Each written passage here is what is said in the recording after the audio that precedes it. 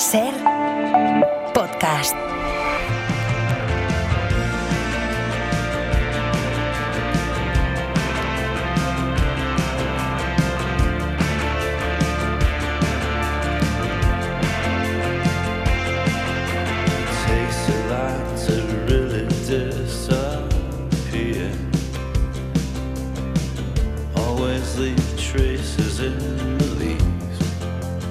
Sospecho que tú, Javier, redes sociales lo justo, ¿no? Muy poca cosa, sí. Uso YouTube, aparte de WhatsApp, vamos, y estoy encantado con YouTube, porque yo la uso para música y para vídeos de ciencia, y funciona muy bien. O sea, para vídeos de ciencia, para tutoriales de cómo extirpar un riñón, ¿no? No, pues hay, por ejemplo, hay un festival en Nueva York que se llama World Science Festival, que lleva Brian Greene, y que son entrevistas y conferencias, son buenísimas. Y te lo ves por YouTube porque se retransmite en directo, ¿no? No sé, sí hacen cosas en directo, pero vamos, yo no lo uso para verlo en directo, sino para ir actualizando y tal, todo lo que me aconseja. ¿Y te sale, te salen anuncios que el algoritmo piensa que son interesantes para ti? Tengo curiosidad por saber qué te ofrece el algoritmo. Pues no lo sé, pero la verdad es que me da igual. A mí me gusta la publicidad. Pero no funciona conmigo. O sea, yo no sé de qué marca es la camisa que llevo, pero creo que los publicistas son sociólogos de urgencia bastante buenos. Los buenos son muy buenos. Javier pues esto y en música es muy buena. Y YouTube hay un montón de material ahí que no habría encontrado otra forma. Hay conciertos antiguos que se pueden ver ahí. Exacto, que son maravillosos. Sí. Javier San Pedro es doctor en genética y biología molecular, colaborador del País, y Pere Estupiñán es químico y bioquímico y conducirá en la 2. La verdad es que no me lo puedo creer que Pere no desvelaras el nombre del programa en este programa. Bueno, nos dijo la primera palabra. Nos dijo solamente no, y además yo creo que nos engañaste, nos dijiste que eran 4 palabras y son 5. No, es que se equivocó al contar con los dedos. Es verdad, claro, científico que cuenta con los dedos. No es una mentira, sino una torpeza. Bueno, al principio había 4 palabras, después fueron 5. Pero es verdad, el primer nombre que pusimos sobre la mesa era No me lo creo. Vale. No me lo creo, era una actitud de un personaje que soy yo, que lo hemos comentado, escéptico, que cuando ve noticias sensacionalistas, pero que no sabe si son verdad o no, o incluso bulos, pues parte de un escepticismo y luego va investigando a ver si son verdad o no. Al final lo sustituimos por No me lo puedo creer, que es un poco más amable y que tampoco estaba registrado, que No me lo creo tenía algo registrado y tal. Pero el título es este, No me lo puedo creer. No me lo puedo creer. Mejor, próximamente en la 2, cuando digo próximamente será... No lo sé, porque no hay fecha definida todavía. O sea, será este año seguro. Yo creo que podría ser como pronto después de Semana Santa y como tarde, pues imagino que después de verano, pero no... Está hablando que no sabemos cuándo empieza, pero seguramente sabemos cuándo acaba. Pero... No me digas eso. Hombre, ¿cuándo son las elecciones? Claro, un programa sobre escepticismo, sobre bulos, que... No sé. ¿Cuándo acaba? No lo sabemos tampoco. Pero bueno, podemos dar un formato diferente. Ya. Oye, de todas maneras, el otro día en la foto, al lado de Iñaki, ¿eh? Sí. No, la verdad es que ahora parece que esté... Hay potencia ahí, Sí, ahora parece que esté haciendo la pelota, pero no, pero es súper justo. La verdad es que la programación que están preparando para la 2 es excelente. Yo, claro, es que vivo en mi mundo y no me entero, pero el otro día que hicimos la presentación de las novedades y de todos los programas, pues están haciendo pues desde un nuevo magazine cultural para las tardes, el programa con Iñaki, que hará 2 programas de literatura y de otras cosas, y un concurso con base cultural también que creo que, bueno, es que tenía muy buena pinta. O sea, la verdad es que no sé, o sea, yo me sentía muy, muy satisfecho de estar allí rodeado de estos grandes nombres. La cosa está muy bien. Y además que lo que pasa es que cada vez que la pongo sale un concurso, eso que me aburro como una hostia. Sí, además me hizo ilusión porque, claro, yo fui a Iñaki Gabilondo y le dije, y me presenté así muy humilde, ¿no? Mira, yo soy Pere Estupiñán, y me mira y me dice, ya sé, ¿quién eres? ¿sabes? Y me gusta lo que haces. Y yo, ¿cómo? Me hizo, no sé, muchísima ilusión. No, igual no se está escuchando ahora, no lo sé. Tú sabrás. Pero con esta voz, ya sé quién es. Oye, ¿hacemos fe de ratas? Yo creo que sí, claro. Vamos a hacer la fe de rata. Vamos a desmentir nuestros propios bulos. La fe de rata. No me llamaría bulo. Es que además nos han dado dado por todos los sitios y merecidamente, porque hace un par de semanas comentábamos una noticia, además os la propuse yo. La noticia era: científicos de la Universidad de Stanford, en California, que han descubierto un tratamiento que podría revertir la pérdida de cartílago en articulaciones envejecidas, y este descubrimiento supondría la cura de la artrosis, que es una afección que sufren casi 1 de cada 5 personas en el mundo, ¿no? En España solamente 7 millones, fíjate. ¿Qué pasa? Que nos pusimos a hablar, os pusisteis a explicarlo. Yo creo que también aporté errores al error, y empezamos a mezclar artrosis con artritis. Es que también en inglés ponía arthritis en la nota de prensa, y claro, yo creo que nos confundimos. O sea, lo leímos. Yo particularmente, yo utilicé todo el rato el término artritis. Claro, artrosis en inglés es eso, osteoarthritis o algo así. Osteoartritis. Pero realmente la nota de prensa ponía arthritis, y claro, pues si no sé, nos confundimos. Mira, metimos el cuezo, o sea, no es que, o sea, es que nos confundimos la artrosis con artritis, así de simple. Y punto. Yo recuerdo que una vez Miguel Ángel Aguilar me dijo, no sé qué había dicho en antena, que se había equivocado, y le dijimos: ¿quieres rectificarlo? Y dijo: amigo mío, el que rectifica, ratifica. ¿Y eso qué quiere decir? Pues que si te has equivocado, mejor callarte en el siguiente programa, porque así nadie, quien no se ha dado cuenta de que te has equivocado, nunca lo va a saber. Pero yo creo que no debemos hacer. Para un científico esto no se puede hacer. Así que Juan Arnal, traumatólogo y cirujano de rodilla en el Hospital Gregorio Marañón de Madrid. ¿Qué tal, Juan? ¿Cómo estás? Hola, muy bien, Javier. Muchas gracias.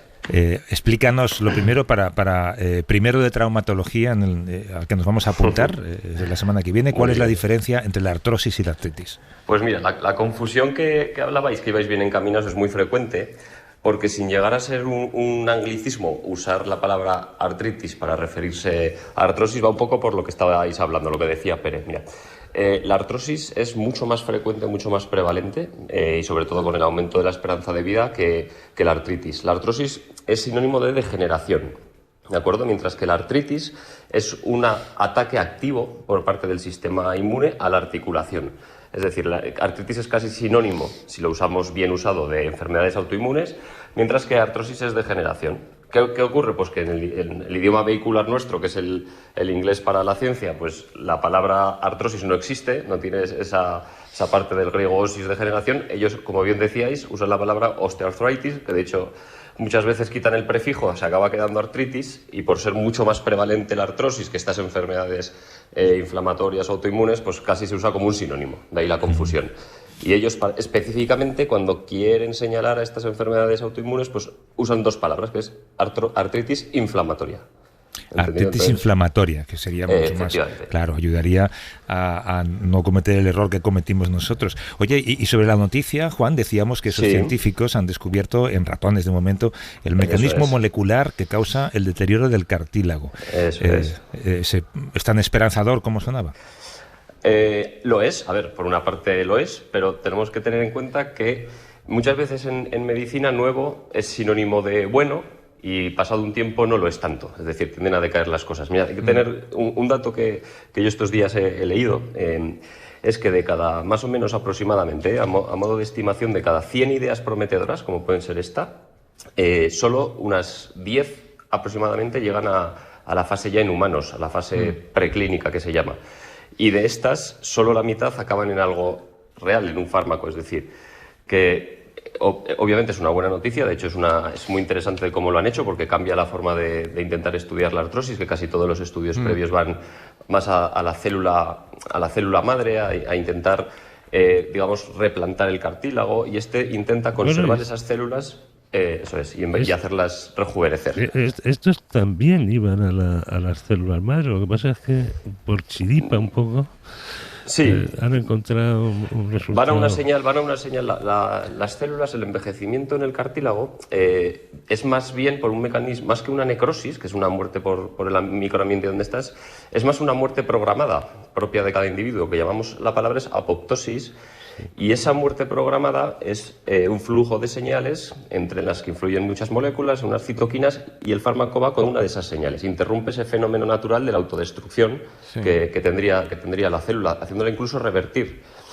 Sí. Bueno, había el concepto este que yo no conocía, de geroenzima, como que por eso yo creo que le demos tanta importancia, porque nos pareció muy novedoso el pensar que había una enzima que se activaba cuando eres mayor, por eso geroenzima, y claro, conociendo esto dices, bueno, a ver si logro desactivarlo, ¿no? No sé si va por ahí la cosa. Sí, pero también el cáncer logra desactivar sus enzimas de apoptosis, entonces, como todo, pues tenemos que ver que sea seguro y Bueno, y acabo de ver por ahí que el cáncer es un factor de prevención del Alzheimer, lo cual me ha dejado completamente noqueado. O sea, hay menos entre los enfermos de cáncer hay menos incidencia de Alzheimer. Decíamos, Juan, que 1 de cada 5 personas en el mundo sufre artrosis. Hay causas específicas que la originan, hay síntomas que nos anuncian que podemos padecerla. Sí, a ver, las causas son muy sencillas. Son 2. Es genética más lo que hacemos en la vida. Es decir, nosotros podemos tener un paciente, pues igual entra en nuestra consulta, 150 kilos, las piernas totalmente curvas, y miramos sus pruebas y están las rodillas totalmente impolutas. O nos puede entrar pues un pajarito, 50 kilos, que se ha cuidado muchísimo y tener artrosis en todas las articulaciones. ¿Por qué? Pues esa genética propia de cada individuo pues va a hacer que estos mecanismos se expresen de una manera más temprana y padezcan artrosis antes, que el principal síntoma de la artrosis va a ser el dolor. Esa es nuestra consulta, en general nuestra especialidad, casi todo gira en torno al dolor, pero si hablamos de artrosis ya es casi exclusivo, es el dolor y todas sus consecuencias. Entendiendo que la artrosis mata, es decir, tener una artrosis de rodilla no se limita a la rodilla, no le va a gustar a ningún órgano y sistema del cuerpo las consecuencias del sedentarismo, ni al sistema digestivo, cardiovascular, neurológico, a la mente, todo. O sea, la artrosis mata, vamos. Cuando dices que también computa mucho lo que hacemos, ¿qué es lo que deberíamos hacer? Pues básicamente el control del peso, ¿vale? Esto es algo biomecánicamente muy simple, pues cuanto más peso pongamos en nuestro propio cuerpo o carguemos, pues mayores van a ser las presiones, las tensiones en las articulaciones. Lo puedo confirmar. Y lo segundo, y lo segundo, el trabajo muscular. De hecho, hay estudios que contrario a lo que muchas veces el paciente piensa, correr puede ser malo. Ojo, está demostrado que las cargas repetitivas moderadas, que ahí es donde podríamos debatir mucho qué es moderado, como correr, estimulan la síntesis de matriz de cartílago y retrasa ese envejecimiento. Entonces, básicamente nos vamos a ver en trabajo de fuerza, control del peso, zona aeróbica moderada, todo esto va a ayudar a alargar la vida útil. Sí, yo te iba a preguntar por lo de correr, porque realmente hay mucha gente en redes sociales que se dice cualquier cosa. Parece como un debate sobre si correr, es decir, salir a correr, dices, hombre, obviamente es bueno para el tema cardiovascular, pero cuidado con las rodillas, ¿no? Yo quiero mucho a mis rodillas, estoy todo el día viendo rodillas destrozadas y corro todas las semanas 40 kilómetros desde hace 15 años. O sea, creo fielmente en lo que te estoy diciendo. Fíjate, sí. Muy bien. ¿Y la artritis tiene cura, Juan? Pues mira, todas estas... A ver, artritis, yo lo he simplificado un poco, no es realmente solo sinónimo de enfermedad autoinmune, hay algún otro grupo. Por ejemplo, si entra un germen dentro de una articulación, también va a ser una artritis. Es decir, artritis es el sistema inmune ataca la articulación. A veces va a tener sentido, pues ha entrado un químico, ha entrado un estafilococo, un bicho, pues el sistema inmune tiene que ir allí a destrozar. ¿Qué ocurre? Que normalmente artritis, estas enfermedades autoinmunes, identifica ese ejército que es el sistema inmune, identifica a la articulación como un enemigo y le ataca, ¿no? Y esto es a través de unas señales, de unos comandos que se van poniendo, y antiguamente pues lo que hacíamos es pues poner corticoides, es decir, dormir a todo el sistema inmune, matamos moscas a cañonazos para evitar ese ataque a la articulación. Pues igual os suenan los fármacos biológicos que se están desarrollando. Estos fármacos no duermen el sistema inmune de una manera global, sino que atacan específica y selectivamente a una de esas moléculas, que es el comando intermedio que hace que se genere esa agresión contra la articulación. Y entonces, pues obviamente, pues muchos menos efectos secundarios. Dejas claro, que el sistema inmune funcione en gran medida para lo que tiene que funcionar, pero impide que ataque tus articulaciones. Cortas esa vía específica. Eso es. Bueno, pues escribiremos 100 veces, no confundiré artrosis con artritis. Juan Arnal, que es traumatólogo y cirujano de rodilla. Oye, en el hospital. ¿Eres de Bilbao? No, Zaragoza, Maño. Aunque vivo en Madrid ya hace muchos años, pero no creas que no me ha pasado. Antes más, ahora que llevo más tiempo en Madrid ya se ve que se va perdiendo.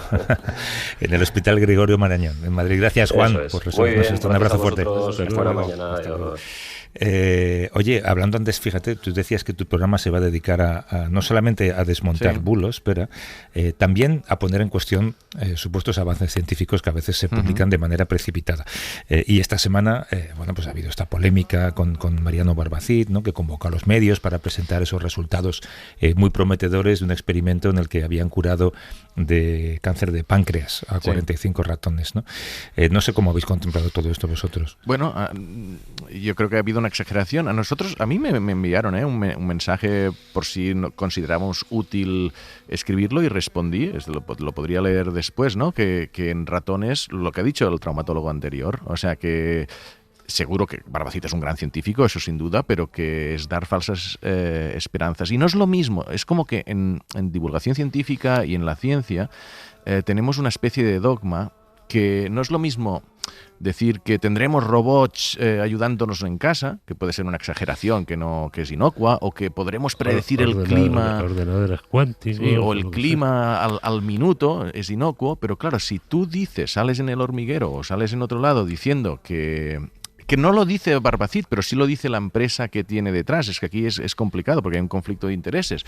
Y se anuncia que hay una cura contra el cáncer de páncreas como titular, aunque después lo matices, pasa lo que ocurre, que hay mucha gente que está con cáncer de páncreas, posiblemente pensando que tiene probabilidades de morirse, sus familiares están muy alertados y se van a las puertas del CNIO a pedir que les den este fármaco. Entonces, yo aquí creo que no se ha jugado bien en este anuncio que buscaba... A ver... Que está lo que ha hecho Barbacid y su equipo de montar una empresa para intentar trasladar la investigación básica prometedora en aplicaciones médicas, en ensayos clínicos, es fantástico. Más científicos españoles deberían tener esta iniciativa hacia la transferencia. Pero porque esto requiere dinero, hacer toda esta promoción exagerada para conseguir fondos a cambio de inflar un poco las expectativas sobre algo tan sensible, yo creo que no ha sido correcto. Bien. Javier. Bueno, hay que ser extremadamente cuidadoso, sin duda, cuando yo estoy a favor de hacer más atractiva la información científica y llevo 30 años intentando hacerlo. Pero cuando escribo sobre una enfermedad que sabes que al día siguiente te van a ver 100 o 1000 personas que están condenadas a muerte en cuestión de meses por ella, porque tiene un pronóstico muy malo, yo me pongo totalmente rígido y son los artículos más aburridos que yo he escrito en mi vida. No me permito la menor licencia, hay que ser extremadamente cuidadoso con eso. Y bueno, pues hay notas de prensa, hay programas de televisión, no hablemos ya de las redes sociales que en fin, no tienen en cuenta estos principios. No, delicadeza a la justa, sí, en algunos lugares. Oye, y otra cosa, esto me llamó la atención y también quería saber, bueno, parece que es una anécdota.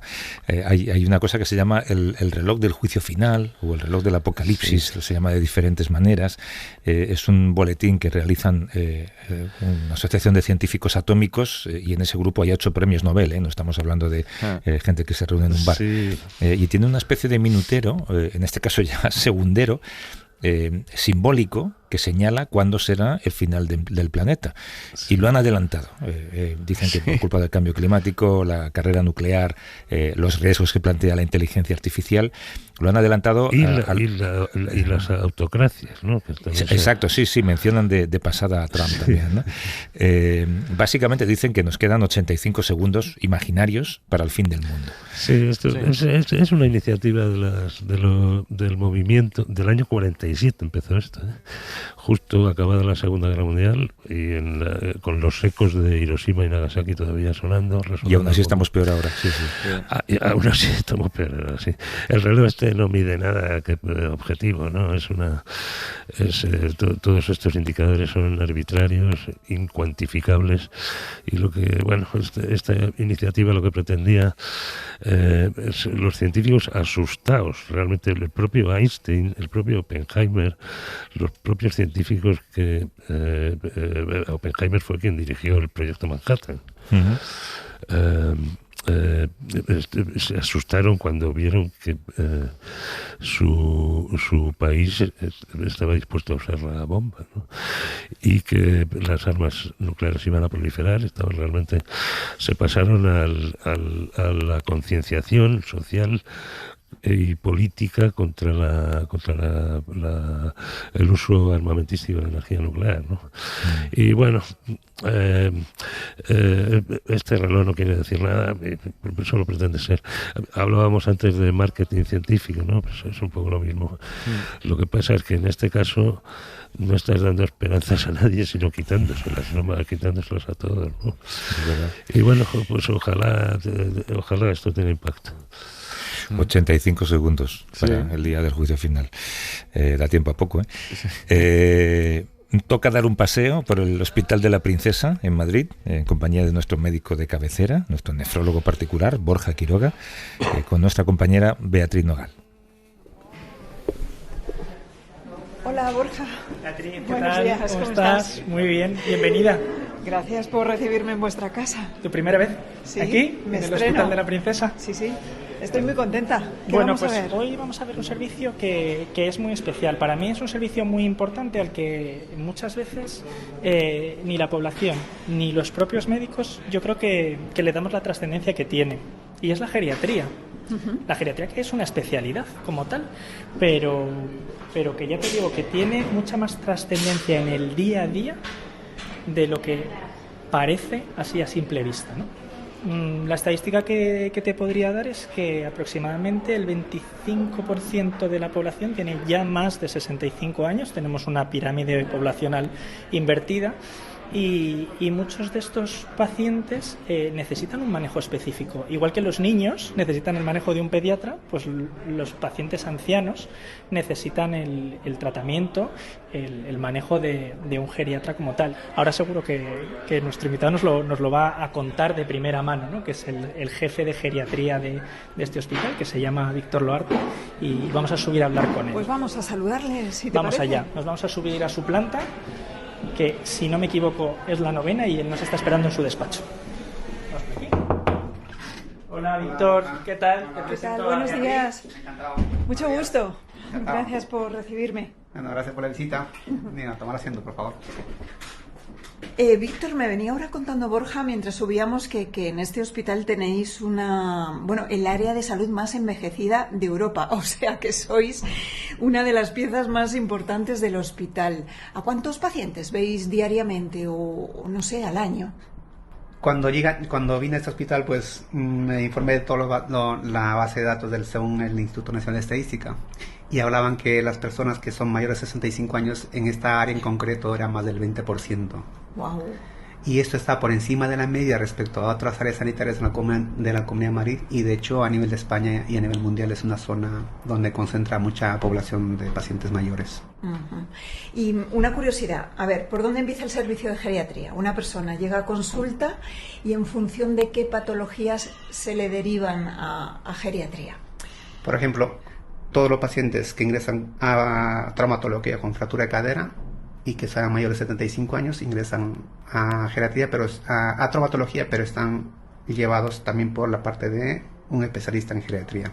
a partir de 75 años comenzamos a tener los pacientes que suelen tener pluripatología, polifarmacia, algún tipo de deterioro cognitivo, problemática social y que tienen problemas, patologías crónicas que se van reagudizando y vamos atendiéndolos según van apareciendo las complicaciones que tengan, incluso cuando están ingresados los pacientes en servicios quirúrgicos también. Después del COVID, de la pandemia que nos llegó, pues a partir de ellos implantaron la figura del geriatra enlace en todos los hospitales, que es la figura que hace para coordinar a los pacientes que están en las residencias y coordina su atención tanto en el hospital como en coordinación con las residencias. Y Víctor, dentro de vuestro equipo de geriatras, imagino que hay muchas especialidades, ¿no? Traumatología, oncología, cuéntame un poquito. Fíjate que aquí comenzamos con traumatología y de ahí comenzaron a conocernos los cirujanos generales, los urólogos, los maxilofaciales. Entonces, cada vez se hace más evidente que este hospital hace falta que tengan una especialidad que valore al paciente de forma global. Y han visto el beneficio, por ejemplo, con la fractura de cadera, y entonces comienzan a pedir. Luego vinieron los urólogos que también nos pidieron ayuda para sus pacientes, luego los cardiólogos nos pidieron ayuda, ahora estamos con los maxilofaciales, entonces cada vez más especialistas quirúrgicos se suman a... Y trabajáis todos de manera conjunta, imagino. Efectivamente, la geriatría, su perfil o su forma de trabajar es que trabaja en equipo, trabaja de forma transversal con el trabajador social, con el fisioterapeuta, con un médico orientador o con cualquier especialista quirúrgico o médico de cualquier especialidad.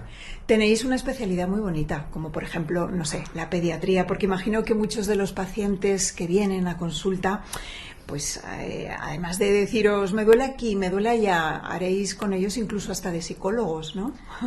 Fíjate que los pacientes mayores con sus enfermedades son, al ser muy complejos, necesitan tiempo, necesitan paciencia y necesitan entenderlo, como dices, hacer la función también de psicólogos, porque entendemos al paciente, más que conocer su diagnóstico, su tratamiento, entendemos al paciente, intentamos identificar cuáles son sus necesidades, intentamos solventar y de acuerdo a ello pues planificamos sus cuidados.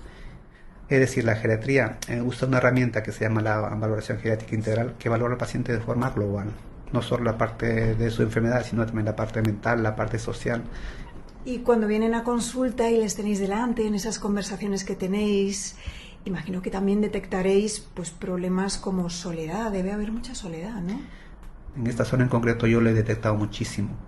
Son personas mayores, sobre todo personas viudas, que los hijos ya están fuera, independizados, y están en un domicilio y prácticamente lo que transmiten es mucha soledad. A nivel anímico, una depresión que no está identificada ni tratada, y pues eso lo vivimos el día a día, es muy frecuente. Independientemente del poder adquisitivo que tengan, del nivel adquisitivo que tengan. Efectivamente, ¿sí? O sea que puedes tener muchísima pasta, muchísimas propiedades, pero de nada te vale si estás sola en casa. Y también a veces habéis notado o detectado algo raro. Por ejemplo, esta persona no está lo suficientemente atendida en casa, o no sé, algún capítulo de maltrato incluso. El hecho de estar sola en casa no es lo mismo que estar acompañada porque tu medicación no se cumple las indicaciones que le da el médico. A nivel de nutrición, pues hay una nutrición pues no equilibrada, incluso por su estado anímico no comen como debería ser, entonces mucha desnutrición a pesar de tener un poder adquisitivo alto. Y el tema que mencionabas de maltrato también es algo que se detecta mucho en la urgencia, es un tema de conversación con la trabajadora social e incluso hicimos un curso al respecto y de geriatría en la urgencia y un tema era del maltrato en el paciente mayor. O sea que lo hay, existe. Ese es evidente, sí existe. Something told me it was over. Borja Quiroga es nefrólogo en el Hospital Universitario de la Princesa en Madrid y nos lleva de la mano en estos paseos. ¿Qué tal, Borja? ¿Cómo estás? Buenos días, muy bien. ¿Tú qué tal? Muy bien. Oye, enhorabuena, Borja, ¿eh? Muchas gracias. Supongo ¿Sabes por qué te lo digo, ¿no? El reto es no envejecer, publicado por la editorial Roca, un libro estupendo que presentaste el martes pasado, creo, sí. Que lo presentó Ángela Quinta, si no recuerdo mal. Justo lo presentamos en el Cupra Garage de Madrid. Bueno, estoy contentísimo, la verdad que tuvo una acogida increíble. Ángela lo puso facilísimo, ya lo sabes tú bien. O sea, te lo puso barato, ¿quieres decir? Me lo puso muy sencillo. Y bueno, pues hablamos durante más de una hora sobre sobre retos, sobre el reto que supone envejecer, que es el reto real, ¿no? No es no envejecer, sino envejecer.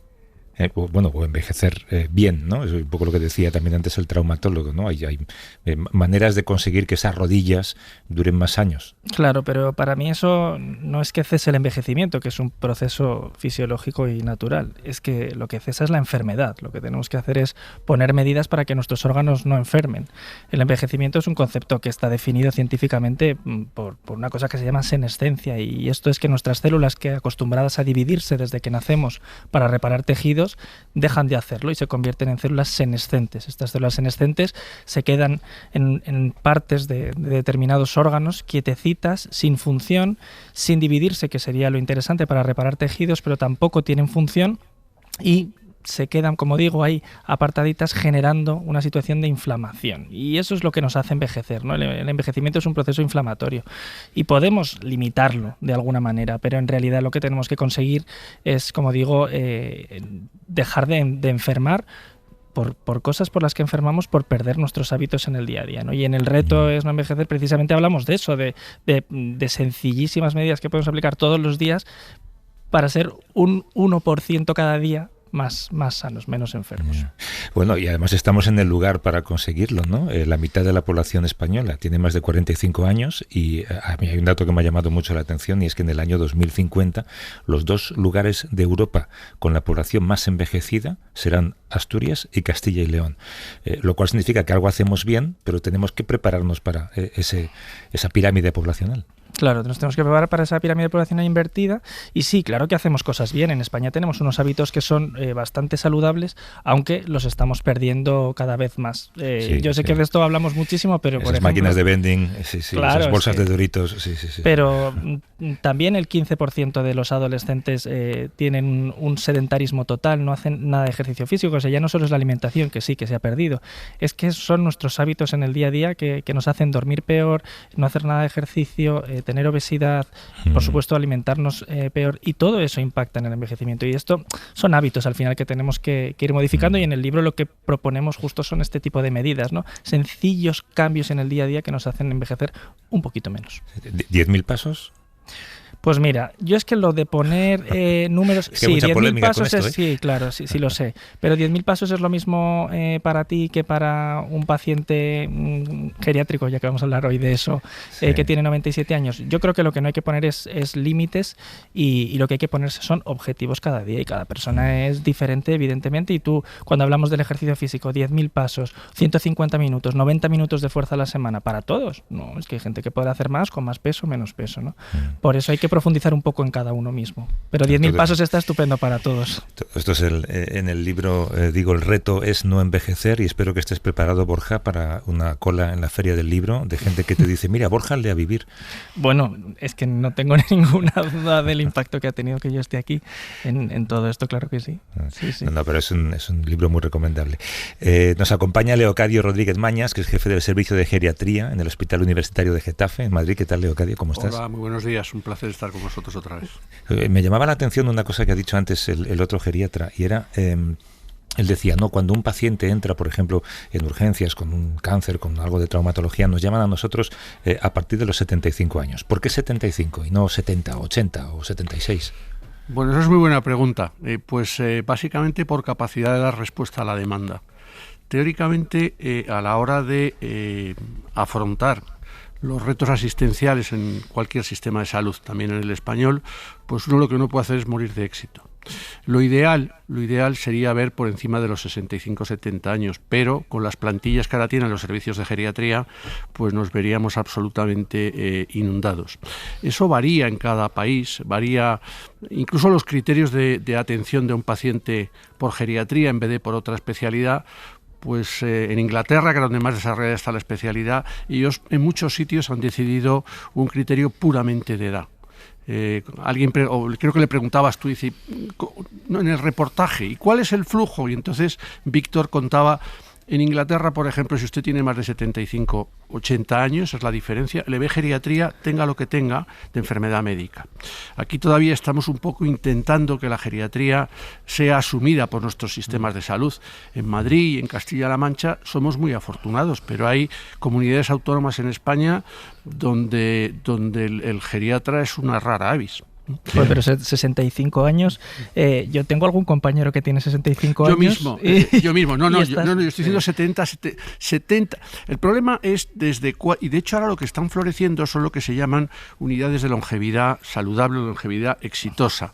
Está claro que el proceso de envejecimiento no empieza el día que cumplo 70 años.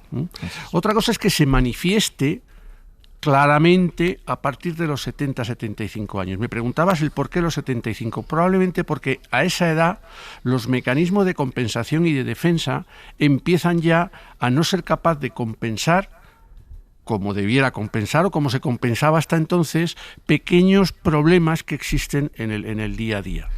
Una de las cosas que caracteriza a la persona mayor, al paciente mayor, es que su homeostasis, que decimos los médicos, y perdón por el palabra, es decir, la capacidad de mantener el medio interno constante, cada vez es más difícil de sostener. ¿Por qué? Porque los mecanismos de regulación cada vez funcionan más lentamente y funcionan peor. Y porque también el basal desde el que partimos está cada vez más cerca de la barra, del umbral, del desfallecimiento, por así decirlo. De modo que pequeñas agresiones, una gripecita, una infección urinaria, que un chico joven pasa en su casa sin problemas, se le pasa la fiebre y tal, y al día siguiente sale a caminar, a una persona mayor, esa misma situación de una gripe, una pequeña infección urinaria, le puede llevar a la silla de ruedas. ¿Tú, Borja, en la facultad estudiaste geriatría? No estudié geriatría, no es una asignatura. En algunas facultades ya empieza a haber, y bueno, pues si es que estamos hablando de una especialidad que es tan reciente, fíjate que en La Princesa, por ejemplo, hay geriatras desde el año 2018, y yo llevaba ya años allí cuando empezó a haber geriatras, ¿no? Así que no se estudia, y bueno, pues le pasa como a algunas especialidades de las que hemos hablado aquí, que al final no son tan reconocidas pese a la importancia, porque, para empezar, ni siquiera nosotros mismos le damos importancia porque no se estudian en las facultades. Claro. Oye, hay un concepto, Leocadio, dentro de la geriatría que creo que está cobrando mucha importancia y sobre el que lleváis tiempo investigando, que es, lo llamáis la fragilidad clínica. Sí. ¿A qué se refiere? Pues la fragilidad es precisamente a esto que te comentaba antes, es decir, en el recorrido de lo que se viene llamando la capacidad intrínseca, que es lo que yo soy capaz de hacer y que va cayendo a lo largo del tiempo, desde que empieza la fase de envejecimiento, que es alrededor de los 25-30 años. Lo que pasa es que al principio te he dicho que no se nota. Esa capacidad intrínseca va cayendo a diferentes velocidades según tenga enfermedad crónica, tenga hábitos tóxicos o no, y sean mis estilos de vida. Hay un umbral a partir del cual esa reserva funcional que te comentaba antes es muy pequeñita. De modo que cualquier agente estresante, cualquier pequeña enfermedad, incluso hasta estresantes psicológicos o, por ejemplo, un cambio de domicilio, una situación de enviudamiento reciente, va a hacer que yo caiga por debajo del umbral de la discapacidad y aparezca la discapacidad. La fragilidad en ese devenir es ese momento previo a la discapacidad en la que mi capacidad de reserva funcional es muy pequeña y que con pequeños agentes estresantes me va a llevar a la discapacidad. Claro, pero hay una parte, digamos, casi voluntaria, hay una parte involuntaria, y es que tienes menos fuerza, tienes menos reflejos, pero esas son las manifestaciones. Claro, por eso la gracia de la fragilidad es que tiene ya manifestaciones clínicas que me permiten detectarla, y una vez que yo la detecto puedo intervenir. Y hoy día, gracias a estudios que se han publicado en los últimos 10-15 años, sabemos con toda certeza que hay intervenciones que revierten el estado de fragilidad a lo que los geriatras llamamos el estado de robustez. Voy a poner un ejemplo que yo creo que lo va a entender toda la audiencia, y más aún Borja, que es nefrólogo. ¿Por qué tratamos la hipertensión arterial? La hipertensión arterial ni duele, ni pica, ni molesta, ni nada, pero si no la tratas, te acaba llevando a un ictus, a un problema cerebral o a un infarto de miocardio. Pues la fragilidad es a la discapacidad lo que la hipertensión al infarto de miocardio. Si yo me adelanto, lo detecto y lo trato, voy a evitar discapacidades, porque cuando uno tiene ya discapacidad, su reserva funcional es tan baja que es muy difícil llevarlo para atrás. ¿Y hay maneras de adelantarse a esto con el concepto que ahora yo empiezo a escuchar cada vez más, que es la prefragilidad. Claro, es todo un continuo. Es igual que en el caso de la hipertensión, dice, ¿por qué 140? Porque se sabe que el riesgo es continuo. El de 130 de presión arterial tiene más riesgo que el de 110. Pero ¿por qué ponemos la barrera en 140? Porque es cuando se sabe que a partir de esa cifra tratarlo supera el beneficio de no tratarlo. Pero da la sensación que la fragilidad la evaluamos mal y tarde el resto, ¿no? Claro, pero es un continuum. Y de la fragilidad a la prefragilidad. Y la prefragilidad, y nosotros tenemos vamos a ver si nos lo publican o no, en el que gente calificada como robusta tiene en determinadas condiciones mayor riesgo de que le pasen cosas que a otros robustos que están, por así decirlo, más robustos. Es decir, aquí el asunto es tener en cuenta que aquí no es una raya, sino que es un continuo. Y cuanto antes intervenga yo, la probabilidad de que el enfermo o la persona, ni siquiera categorizada como enfermo, no desarrolle discapacidad a medio y largo plazo es mayor. Por eso esas famosas unidades de longevidad saludable, que lo que persiguen es adelantarnos incluso a la aparición de la fragilidad y de la prefragilidad e intervenir para conseguir el éxito de que nunca desarrolle discapacidad, que es el objetivo. Hay una anécdota que contó el otro día Juanjo Millás. Dice que en una comida con amigos, uno de sus amigos en un momento dado se levantó y comunicó a los demás: os tengo que decir una cosa, y es que me voy a dejar. Y entonces, en efecto, se dejó y al poco tiempo se murió. Este concepto de dejarse, yo creo que es un concepto relevante, ¿no? Sí, claro. Es que el otro día, ayer, con un amigo cenando también, me decía, no, es que cada vez camino peor y no sé qué, pero me da no sé qué. Y le dije, vamos a ver, tú ten en cuenta que hoy es el día que vas a estar mejor. Es decir, cuando uno es mayor, para seguir no como... Eso. Y entonces uno tiene que intervenir. Y es un poco lo que decía este amigo, me voy a dejar. Se dejó, y como dejó de hacer cosas, efectivamente acabó molt malament. El traumatólogo que teníamos antes, Juan Arnal, decía, la artrosis mata. Y se refería justo a esto. Es decir, la artrosis en sí no es lo que te mata, pero el sedentarismo que te genera la artrosis... Efectivamente. Sí. Y aquí estoy uniendo conceptos, porque al principio, cuando Javier te preguntaba por el límite de edad para ver el geriatra, también puede haber un límite de edad para recibir una prótesis de rodilla. Igual depende de las comunidades y tal, pero vosotros que hacéis estudios diciendo, no, el coste, y es un tema de costes y un tema, tú lo has explicado muy bien, de saturación del sistema, pero los estudios demuestran que si alguien que tiene artrosis de rodilla le pones una prótesis que quizás costará 10.000 euros, le estás ahorrando mucho dinero al sistema después debido al sedentarismo. Esto es un dilema... Sin duda, pero eso es uno de los dilemas que son muy bonitos, porque, es decir, uno cuando maneja la población anciana, uno lo que tiene que estar pensando siempre es en función y autonomía funcional. Yo siempre he dicho que la medicina geriátrica es una medicina preventiva, no es una medicina reactiva. Cuando ya ha aparecido el evento, llegas tarde. Te tienes que adelantar a la jugada, porque como no tienes reserva funcional, como esperes a que pase, la has liado. Bueno, la lía el enfermo, que es siempre el que sufre las consecuencias de la intervención y la no intervención. De modo que en geriatría hay que ser muy intervencionista, pero con mucho cuidado. Quizás es una de las especialidades donde la decisión, la toma de decisiones es un proceso lo más complejo posible, porque intervienen muchos factores. Decía antes Víctor, cuando alguien le preguntaba, nosotros, eso que él llama valoración geriátrica integral, eso tiene 4 grandes componentes. Nosotros hacemos un diagnóstico clínico de las enfermedades del paciente, un diagnóstico de la situación del estado de humor y de la cognición, que también tiene valor pronóstico, del estado funcional, porque el principal valor pronóstico, factor pronóstico en una persona mayor, no son las enfermedades que tiene, sino la función que tiene, mucho más que la enfermedad. Y eso, de hecho, la OMS, hay un documento de la OMS de 2015 y define el envejecimiento saludable, y lo define en términos de función, no de enfermedad. El que permite llegar a la edad avanzada pudiendo hacer lo que es de valor para el paciente.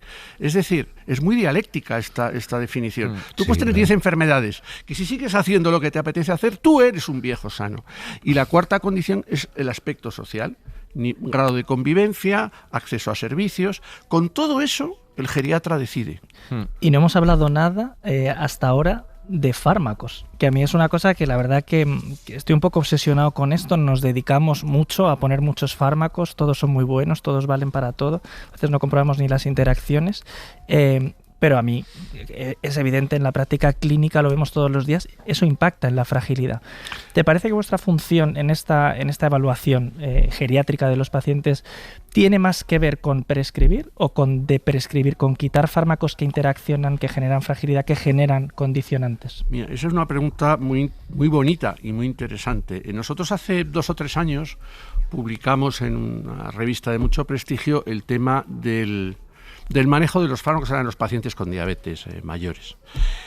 Y estuvimos discutiendo el término. Y al final quedamos que mejor que de prescripción, hablábamos de optimización.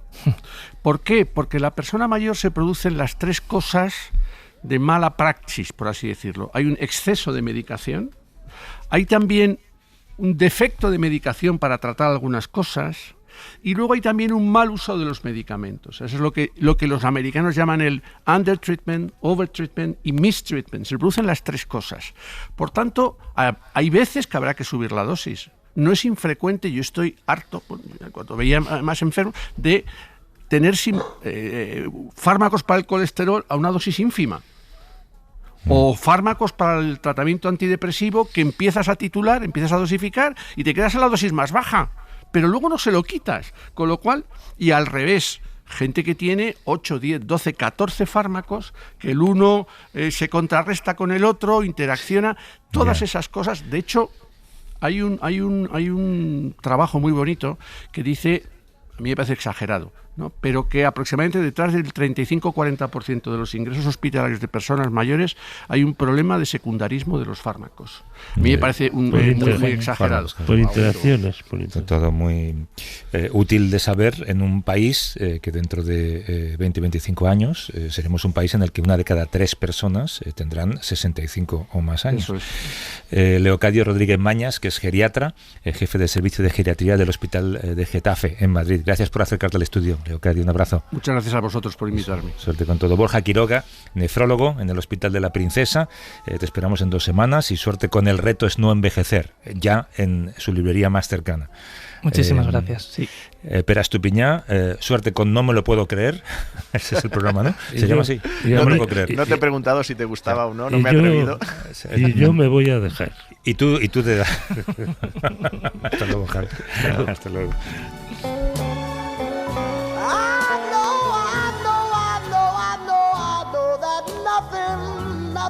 Nothing can ever change the love I have for you. Para no perderte ningún episodio, síguenos en la aplicación o la web de la SER, Podium Podcast o tu plataforma de audio favorita.